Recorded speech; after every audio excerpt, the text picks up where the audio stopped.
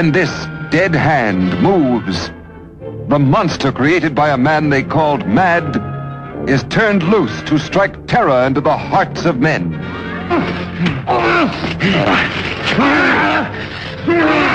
To shock women into uncontrolled hysteria. Elizabeth!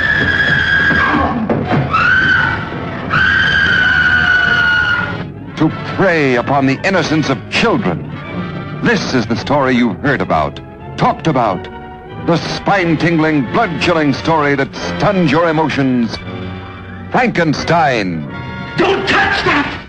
We're about to unfold the story of Frankenstein, a man of science who sought to create a man after his own image without reckoning upon God. It is one of the strangest tales ever told. It deals with the two great mysteries of creation, life and death. I think it will thrill you. It may shock you. It might even horrify you. So if any of you feel that you do not care to subject your nerves to such a strain, now is your chance to, well, we've warned you. All right, now we're into Frankenstein, 1931, the first Frankenstein movie ever made.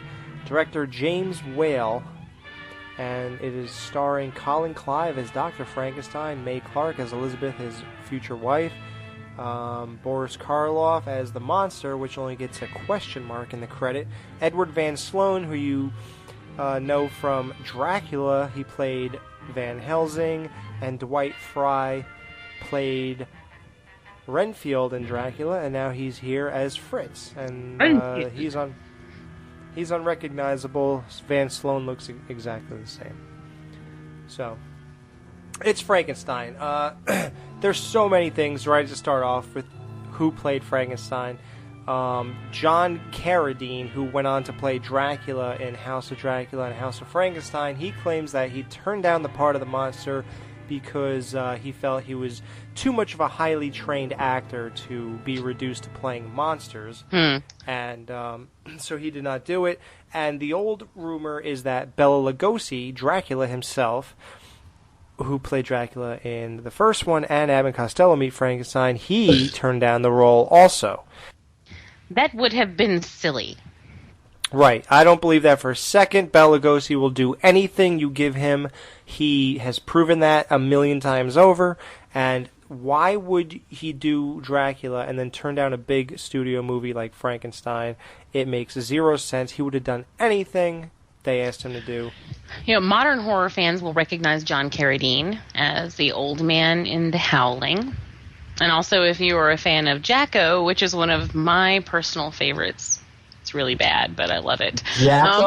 Jacko. Yes. He has a very, very tiny bit part in that movie. But that was way later in his career, obviously. Right, yeah. Yeah, John Carradine has an amazing presence and voice, and resume, it sounds, too. Jesus. Oh, my God. He was in... we'll get into all of it, but... It doesn't matter because he wasn't in this movie. But no, Boris Karloff was considered a late bloomer in Hollywood because much like Bud Abbott of Abbott and Costello, not that they were the same exact age, but they became very famous at a very old age considering. He was 44 years old when he got this role. So, and he wasn't really anything until then. He was they thought so little of him, even after the movie was released, that he wasn't even invited to the screening. Boris Karloff. And by the time he does Bride of Frankenstein, his name is just Karloff. That's how big he became in those 4 years, just from this role alone. So that just explains to you the magnitude of this movie, even then. Yeah. Karloff, a lot of things went into the look of the monster. Supposedly, they worked for like 2 months to I don't even understand how it's possible. It doesn't look that involved, but they spent 2 months crafting the look of Frankenstein's monster. Karloff, in this movie, this is true though, he removed his bridge work in his mouth and sucked so he could suck in his cheeks, so the monster would look more gaunt and scary, and then makeup was added to that to, exaggerate the effect. And and sometimes it looks really creepy. I mean, there are times like when he has his eyes are half open and he's doing that sort of lazy, nothing going on behind there stare. Yeah. It's scary for someone to just gape at you. It's riveting. It's unbelievable. It's the scariest thing in the world. That gigantic thing. And I love how with the look of Frankenstein, they even put him in that suit jacket type thing, or sports jacket, and they made the arms about half the size of a normal person's arms so that it would appear longer. And it would look like his arms were longer because he was supposed to be put together by parts of people rather than just be a regular guy, so the arms wouldn't exactly be the right size. Like, they put a lot of thought, and even those half-closed eyes, they did that on purpose, of course. And you see that when they pull the eyelid away in Son of Frankenstein. It's clearly just makeup. In the original novel, that there was no specific description of what the monster looked like, and Jack Pierce came up with all the innovations: the flat head, the bolts in the neck, the droopy eyelids, the suit that I just said. And it's funny because just like Dracula, all the future Frankenstein cartoons and everything else, they would all look like this. The movies did not, though. Well, and at the time, there's that story that I tell all the time about the director about James Whale being called in the middle of the night by the guy who's like, if I can't sleep, you can't sleep. Because the guy's wife was terrified. And so it's so weird to imagine. Yes, it's so weird to imagine anyone being kept awake by this movie, by today's standards. But back then it was really effective, apparently. Oh, I think it's effective. I said there were still creepy times, like the eyes, but it's not going to keep me from going to sleep. Well, in 1930, when nothing else ever was going on, it might, what else have we seen? Interestingly, as a kid, that was always the image my head would go to whenever I would see a shadow on the wall. I remember lying in bed, and if some weird shadow, for some reason, it always formed Frankenstein's monster. To me, that was the scariest thing I knew, I guess, at the time. So as a kid, it definitely worked. It was a big, grandiose entrance, or whatever you want to call it. First, you hear the footsteps. Then they get up and they look at the door. Then the door opens and he's backward, so it's still not enough. So there's more tension, more build-up. Then he turns around and he just has this blank stare. Then the camera comes, it just cuts to a closer image, then it cuts to another closer image. What were you thinking when you saw that? Well, that was pretty cool. I liked it. Yeah, it was creepy. I liked now Boris Karloff played him, correct? Yeah. Okay. I thought he did an incredible job with it, and it's definitely, we've talked about this with non-speaking parts like Michael Myers and all those fucking all those people besides Freddy, basically, and how much more you have to convey with everything else other than your main thing, which is talking or whatever. So I thought that all worked. I thought that was effective, and I thought he did a great fucking job. Now you go back. Can I go back to the how you were saying the look of him and all that? Now I found out something. You know how I had that Norman Bates story from my grandmother? She's kind of like my go-to now. She was telling me this other story of how when she was a kid, right, they used to go to the movies and stuff like that, and they would dress the actors, in this case, Boris Karloff. Right. Dressed him up in the Frankenstein monster suit, excuse me. And they would, to the T too. She said she remembered it, and it looked exactly like the movie. And they would parade him around and, fucking chase after all the kids. And, she was a little kid at that point. So there was a lot that went into the production of just marketing the film. Not marketing, but going around while the movie played and shit like that. I had no idea that went on. You see that, like with... Oh my God, look into William Castle. There is no man has ever been created that could market a film like William Castle. Oh yeah, and I'm serious, dude. Check it out. The Tingler. Yeah. I'm talking like he would wire the seats and shock people at specific times during the movie. He would have ambulances and nurses on staff. He would make you sign your death certificate when you went inside. I mean, it was. He had things like all these different ovisions. You know, like it's now this one is filmed in, you know, I'm drawing a blank right now, but anyway, in like smell-o-vision. But and this was, I mean, he was he was like a ringleader, you know, and it was incredible. I wish that people got behind their shit now the way they did back then. Right? Of course, it would have to be, you couldn't do it on such an intimate level.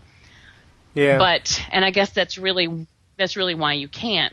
But it's a shame because that was just as much part of the event as going to the movie itself. Yeah.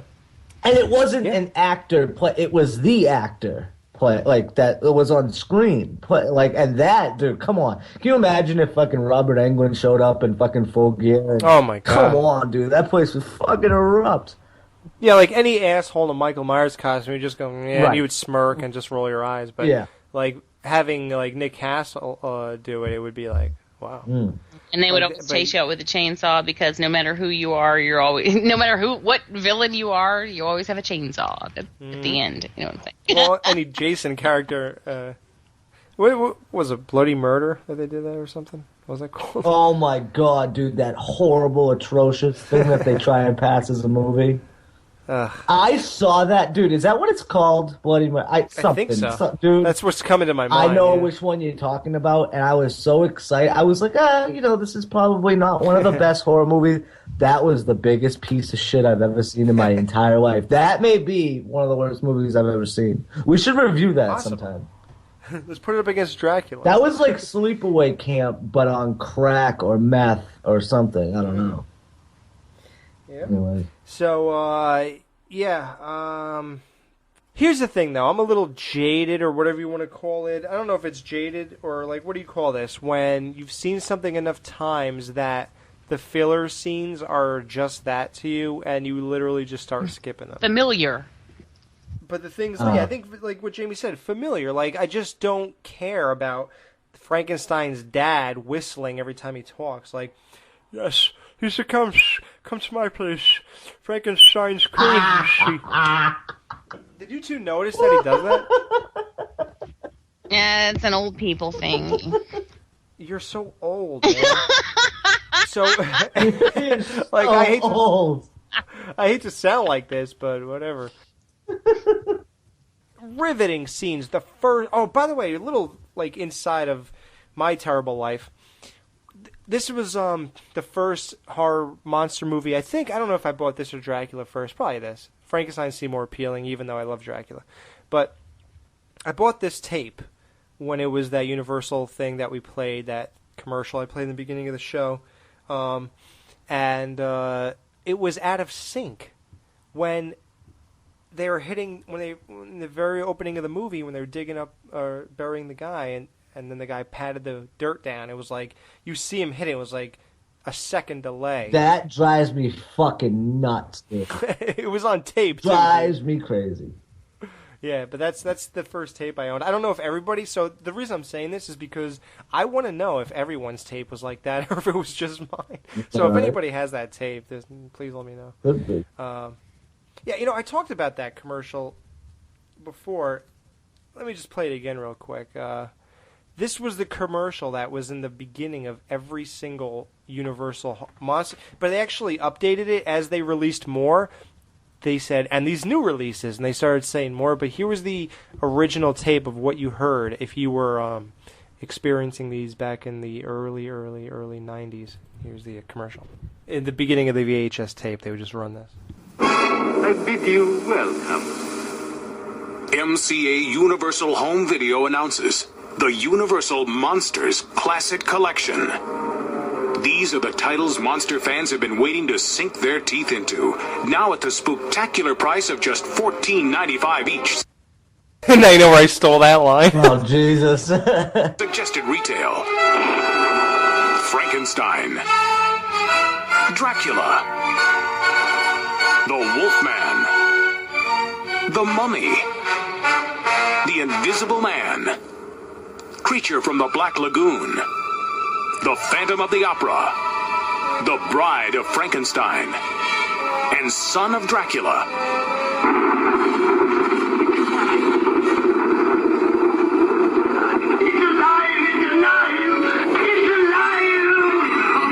Visit your local video retailer and ask for the Universal Monsters Classic Collection. Classic monster titles with a haunting new look and a price to die for. Like, that was classic shit. Classic monster titles. Jamie, did you have those tapes? Like, did you see that commercial every time you bought one of these? No? Am I the only one who bought I watched it shit? on reel to reel. Like, Yeah, sure. Was I the only one who thought a scream was actually, no, I am. alive? I am familiar with those. I am just teasing. I really am. I am. No, I am. That's. Well, what the fuck? I grew up. Remember that? Yes, I grew up in. I still have them. Not all of them. I didn't have all of them, but I got them somewhere, man. The picture quality is total shit in this. I mean, I heard there's a Blu-ray. I heard it looks really good.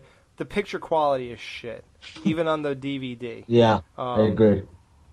Yeah, I mean, and one amazing thing, before we passed that opening scene I talked about, when Frankenstein and Fritz are digging up the body that they're going to steal that they just buried. Mm-hmm.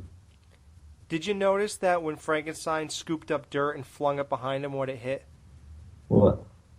Basically like a Grim Reaper, like a skeleton with a cloak on. Oh, yeah? Okay. Yeah, well, that was basically a symbolic thing. Frankenstein is throwing dirt in the face of death. Yeah, right? That motherfucker. That's what that meant. Right, spit in the face of death. I don't respect it at all. I'm gonna make my own human being. Fuck God, fuck everything.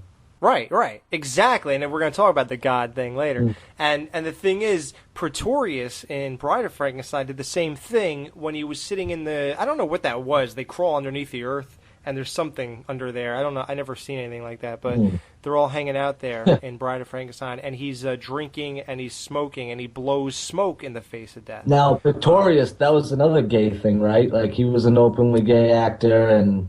I think so. Yeah. Yeah, I don't know. I think it was. I think they kind of hinted it when he was smuggling the bones up his ass. And that'll give it away every time. It always gives it away when he put the dead bones up his ass. Like, I didn't know he was gay until he was rotating him personally. You may have snuck those bones by us, but you didn't sneak your sexual preference by us. Yeah, clearly. I don't know why he didn't have the Frankenstein make another guy for Frankenstein. I actually wonder why they went with the bride. Yeah, right? Because the intent was to procreate. What do you mean, bride? What's wrong with another guy hanging out with him? Wait, or am I thinking, oh, no, sorry, I'm thinking Flesh for Frankenstein. I just watched that for Devour. Yikes.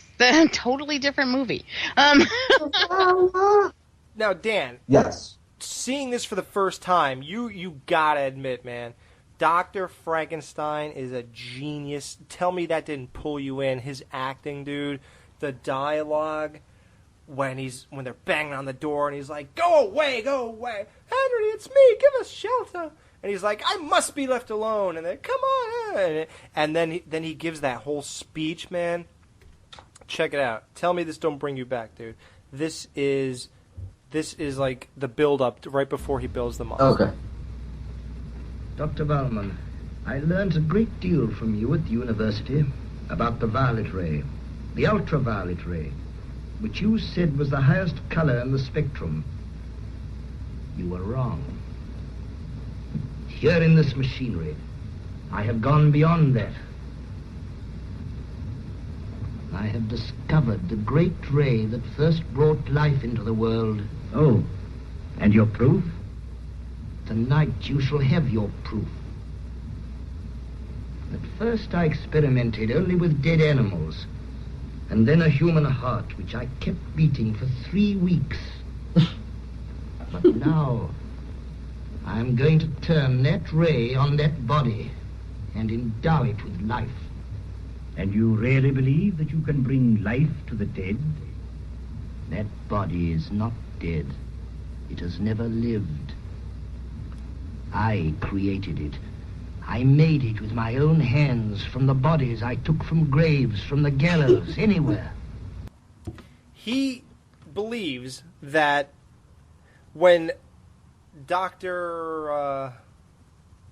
Feel good? Whatever he just called him. Dr. Veldman or something. He believes that when that guy said you believe you could bring life to the dead, he is under some delusion that if he cuts dead people up and sews them together, that somehow is any more feasible, or it doesn't count as bringing life to dead things because he did that, and it has never lived. I created it with my own hands, so you created every cell, every blood drop, every bone fragment. Like, it makes no sense. Yeah. No, I agree. It's stupid is what it is. He thinks that taking apart isn't the equivalent of the whole, therefore it doesn't have like a soul or whatever, or anything, therefore it can't be living or dead. So parts of it, that can fly. You fucking nutcase. It'll be fine because it wasn't a full person. I cut off parts I didn't want and changed them around. I played Mr. Potato Head with him. Science wasn't that advanced either at that point. So maybe something like that, people were just like, huh, okay. And clearly it's science fiction, but maybe that was somewhat feasible at that point in the game. I don't know. I'm just not buying the argument. I agree. I'm with you. I'm with you. I'm not the other side of the coin here. I'm totally. Can you imagine if Dr. Velm was like, okay, I thought he was just I thought you didn't cut him up and sew him back. Okay. Well, then I guess this will work. Like, I don't know. So now you said about God. You said, throwing dirt in the face of death, and you said God, blah, blah. Now, Jamie, don't you get the chills? Because I know you love this stuff. When he was like, it's alive. All right, now I know what it feels like to be God. Oh, Henry. Like, all that. When he said, now I know what it feels like to be God. That is, that's powerful shit, man. And that was actually cut from the movie, and they only added it years later during the restoration, but that was cut because people thought that was blasphemy. Like, what do you think about that kind of stuff? It's okay.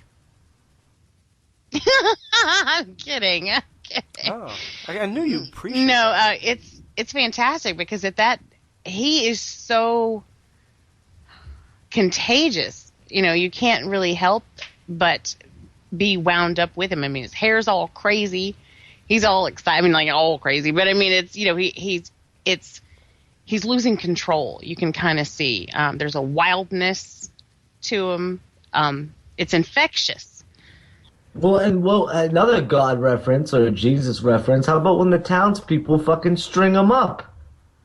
Oh, that's in the next one. The Bride of I know. Frankenstein. I'm just saying, though. You know what I mean? It's like it goes hand in hand. You're right. You're absolutely right. Sorry. But supposedly, they say when that scene happens, they say that was not.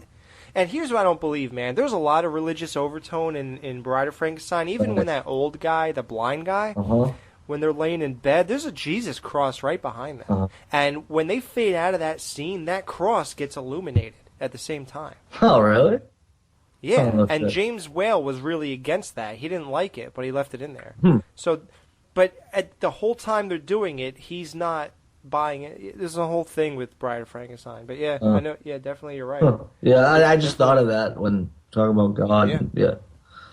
Now, Jamie? What do you think about the directing choices of James Whale? Like when Fritz is leaving the door of the laboratory and he pans through the wall like it's a set piece, and and then you see Fritz come out of the door and go down the stairs and stuff like that. What do you think about things like that? Does that take you out of it? I don't know that it takes me out of it. I'm definitely aware of it, and I mean that's the kind of thing I pay attention to. I think there's some interesting choices.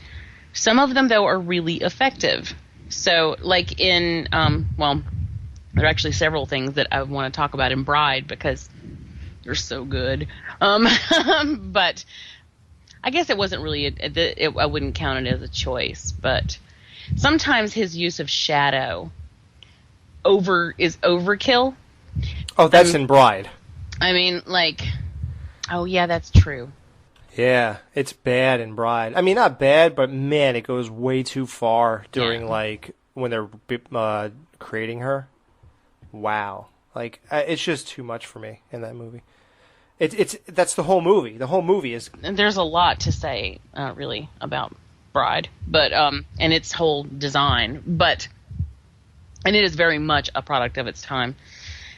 I don't know. I mean, I guess I'd just say that I'd say that they're interesting choices then, because like all the stuff I really want to talk about happens in Bride. So yeah. Well, what about this? Like even character things, like everybody thinks Igor is Dr. Frankenstein's assistant. Isn't that strange? And his name is Fritz. Like, how weird is that? That's what I was confused at, dude. When I fucking went into this movie, I was like, "Where's Igor?" I was like, "This doesn't make any sense." Like, I always thought that he was his fucking right hand man. And it was so what? Son of that Igor, right? Yes, yeah. Igor pops up in Son of Frankenstein, but he's not. He's not even an assistant. He's like a retard. That's like retard. He's literally just looking at everything in this dumb, moronic, confused look. Like, you're hurting him. What are you doing? Oh, that's testing his blood type. Okay. What are you doing? Oh, you're X-raying him. I don't get it. I'm a retard. I'm sorry. Clearly the assistant. Right, yeah. He's a retard. Yeah. But, like, Fritz, man. Abby normal. yeah, Abby. Fritz, was tormenting Frankenstein's monster. I mean, right off the bat, as soon as we meet Frankenstein and he looks up and he sees the light and he's like, and he puts his hands out like, what? Like, what is that thing he does when he puts his hands out? Like, he's asking or he wants something. He's just putting, you know what I mean, right? Where his palms are up. Yeah. Yeah, like a kid. Right. They repeat that in all three movies, by the way. And it only feels forced in the last one of the trilogy. Well, because at that point, he can talk. You know, he's saying things like, well, hell, in Bride, he's saying things like, I don't know, give me some wine, that shit's good. You know?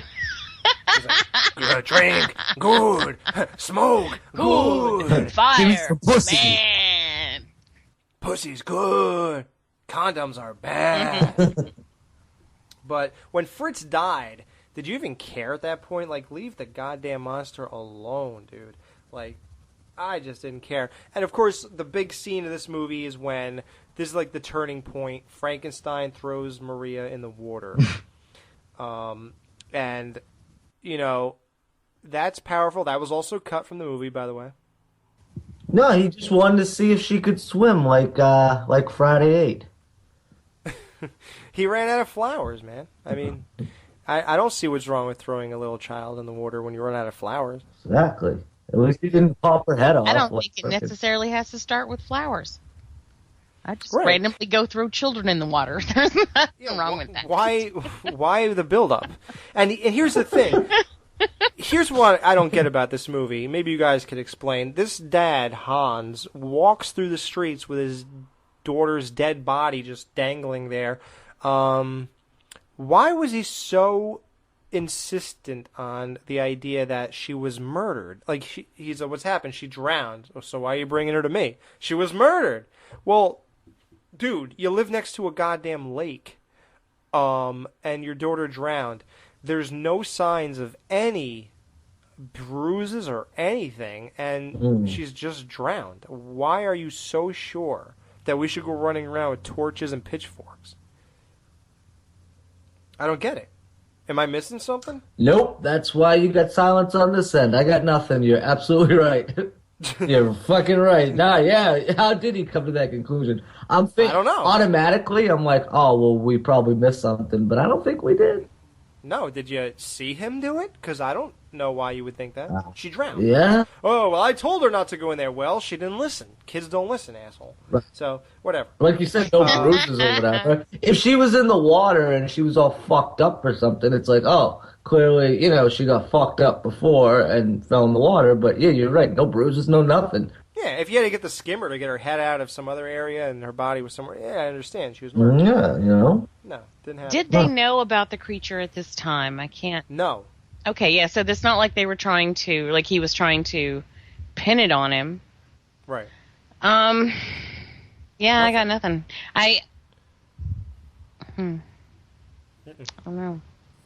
Here's the thing that Dan says, like, in the 30s and stuff, everything's eerie and creepy. Like, even the normal people are creepy. Like, how come every time they walk past houses and people are looking out the windows, like 15 people in every house? Like, what were people doing back then besides fucking? Yeah, right. They're trying to get as much production value out of the fucking sets as possible. I don't know.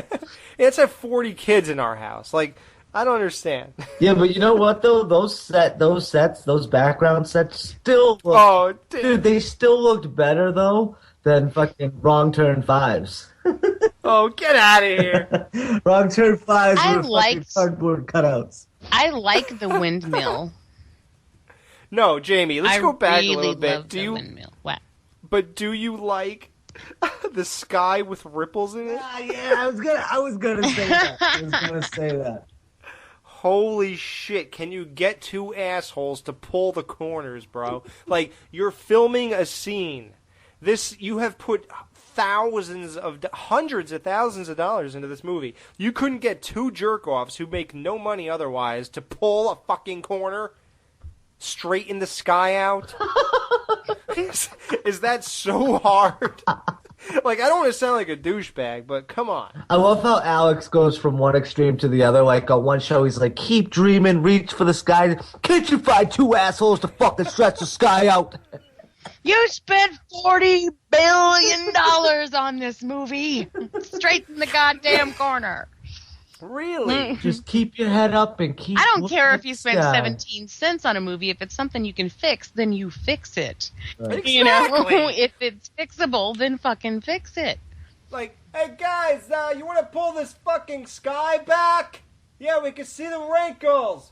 Like, Tad, I'm going to say something now. This isn't... Well, yeah, it's to defend it, but call me out on it if it's bullshit. But back then, I don't know if film was exactly in surplus. So I'm guessing that if they had, like, one shot at it, they were just like, all right, guys, that's the best we got. Maybe we can get a take two. Yeah, but I think that's the kind of thing you see before you start cranking. right. You know, I mean, like, before you start cranking the record, you look around first and go, hey, that ain't right.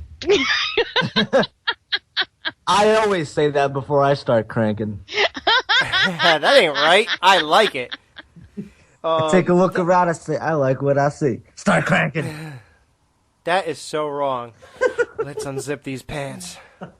Yeah. I mean, and all the sounds, like when Frankenstein stomps around and shit, you can hear they're on a sound stage. They're not on like an open air hill or a mountain.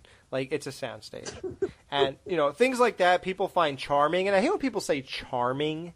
I don't say get that. No, everybody says that, though. But I don't get the word charming. What does that even... I don't get it. Okay, what does that mean? What's charming about cheap shit? Well, no. Charming is like a really... Charming is a place where the Sons of Anarchy live. Exactly. That's charming to me, man. Yeah, man. And by the way, I'm done with season 5. Oh, you all caught up, son? Yeah, all buddy. caught up. All I gotta watch is 2 episodes. That's okay. That's okay. I cannot believe that this dude bit his tongue off. Oh my god. Oh, I'm sorry. fucking dude, Otto. What a nut. Otto Delaney is the most sadistic fucking self-abuse. He's the Super Bowl of self-abuse. Okay. And so is Axel. That was on Sci-Fi the other day. Did you guys see? They had, I saw 3 and 4. Oh, God. How can you watch that shit over and over again? Wow. I am so done with Friday the 13th. Oh, please. You'll never be done with that, son. Dude, that's my new Halloween, man. I think it's gonna be. I think it's gonna be a one-time summer deal for me. I am so finished. I have watched these movies ad nauseum. I'm done. Here's the thing with Frankenstein. At this point, and I've watched this movie 20 times. Jesus. I don't want to say... You really can't picture that, Dan? No. Wow. That's shocking to me because this is way better than Dracula. If you said Psycho 3, I'd be like, yeah, that's right, but... Yeah, right. Not this. No, really, dude, you can't picture watching this 20 times? Actually, you are pretty crazy, so I can picture it. Yes, go ahead. Yeah. No, you can't picture. Me? No, fuck no, dude. No. What? No, come on. What? Out of here with your fucking 30, 40 movies.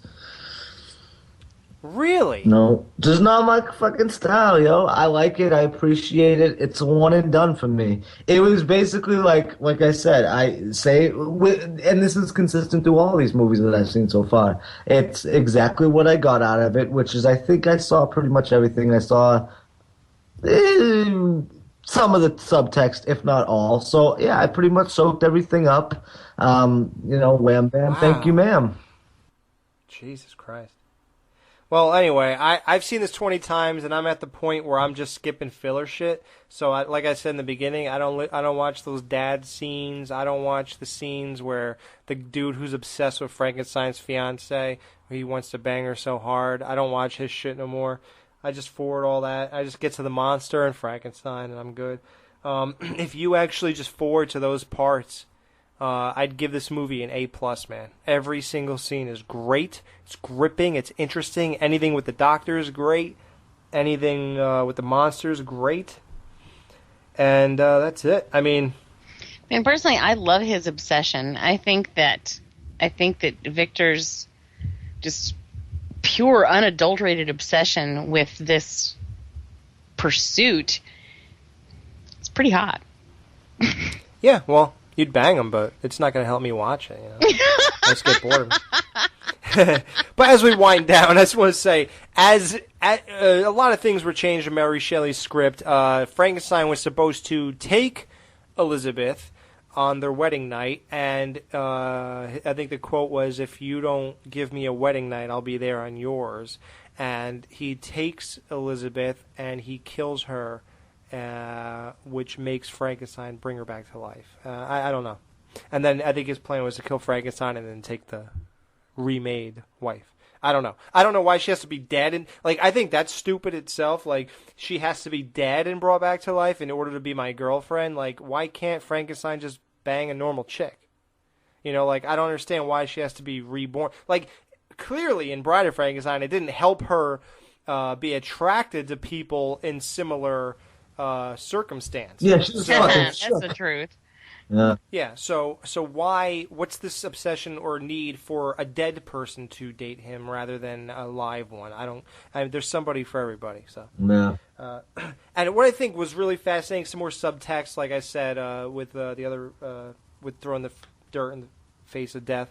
One more is when the village people, when they were in the windmill, and he points up, he goes, "Look, the monster!" And they look up, and it's both Frankenstein and Dr. Frankenstein. To me, that tells you everything. Like, which one is he talking about? I didn't know the village people were around back then. Oh, yeah, they were singing YMCA while they were burning the place down. Sweet. I missed that. Fuck, I gotta watch it again. You're right. You have to watch. See, I told you, at least 2 times instead of 20. But, yeah. And then the reason they went to that windmill in the end is because what you don't know is that whole movie was supposed to be based on that windmill. That was where everything was supposed to go down, even the building of Frankenstein, but they decided to put him in a laboratory, and that windmill scene was actually leftover script. Yeah, that was not... They didn't just happen to go somewhere else. That was where everything was supposed to be. Mm-hmm.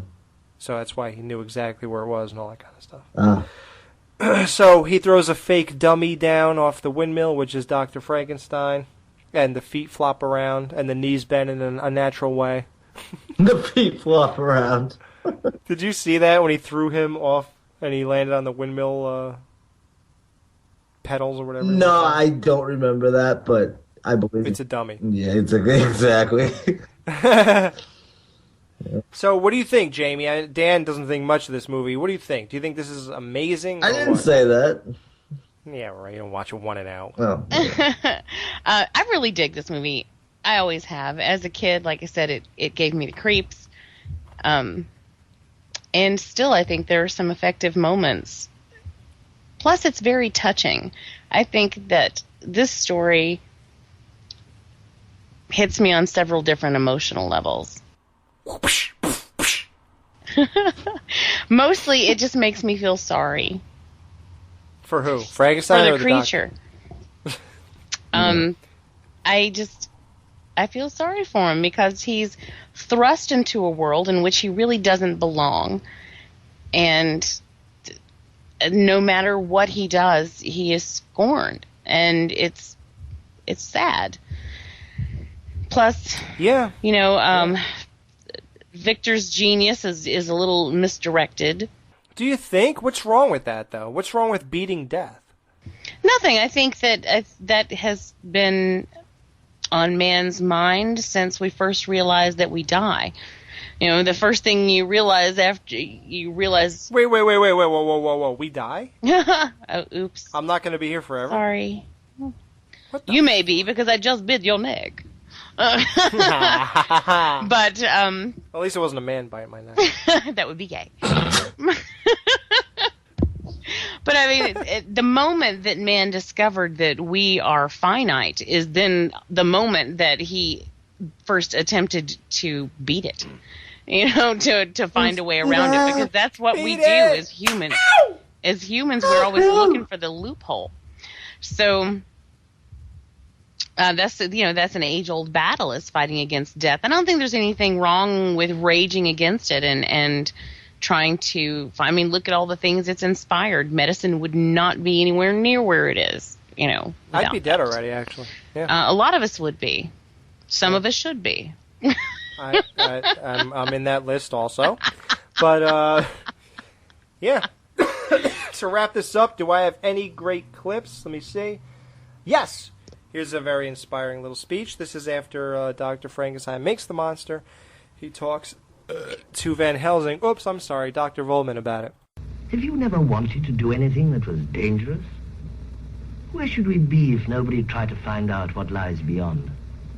You never wanted to look beyond the clouds and the stars, or to know what causes the trees to bud, and what changes the darkness into light? But if you talk like that, people call you crazy. Well, if I could discover just one of these things, what eternity is, for example, I wouldn't care if they did think I was crazy. Yes. Stretch your legs. Reach for the stars while your feet are in the water. What the fuck are we talking about? And I think, though, the problem here was that he wasn't merely trying to cheat death or to beat death. He was attempting to create. It wasn't a matter of saving life. It was a matter of making life. And I think that therein is where he overstepped his boundaries. Not necessarily God's boundaries, because I'm not religious, but nature's boundaries. Right. No, I don't see why. I don't think anything wrong in this movie. Nature finds a way. Well, he didn't. What went wrong? He didn't belong here. And if asshole didn't take the wrong brain, he'd probably be, who knows what Frankenstein would be doing right now? He'd probably be selling shoes. He would be dancing and singing, putting on the Ritz on stage. Oh, stop that. Do you know they use the same exact equipment for that movie, too? They use the same setup? Yes, I did know that. And there are several things I want to point out about that movie, but when we get to even Son of Frankenstein. But. All right, well, I got to take a piss. Let's rate this. I give this a 4 out of 5. I really like it. Mm. If those bullshit scenes weren't in there, I'd give it a 6 out of 5. Damn, I thought it was good. I liked it. I give it a 3. It was solid. It was definitely solid. Out of all the Frankensteins, well, I'm not going to rate them just yet because we haven't gotten to all of them yet, but this was probably... second best. Second best, absolutely. Yep. I knew it. And by the way, just everybody take note, the Hammer, the first Frankenstein movie, I think it's called Curse of Frankenstein, actually, for Hammer. That is better than this. Is it? Yeah. The only thing that's not better is the monster. Peter Cushing. Who's the other guy? Christopher Lee was not a good Frankenstein. He should stick to whatever he does with Dracula. Yeah, Count Dooku. As Frankenstein, he brought nothing to the role. He looked like shit, and it was just a total, whatever. If Boris Karloff was in the Hammer movie, that would be the greatest horror movie ever made, probably. But whatever, it's not. So that's what it is. So, Jamie, what do you rate this? 4. Yes, Maybe even 4. So there you go. That's the original Frankenstein. Yeah, buddy. I don't know if we missed anything. Alive! God, I feel like... It's alive! It's alive! It's alive! I'm gonna say this again next time too.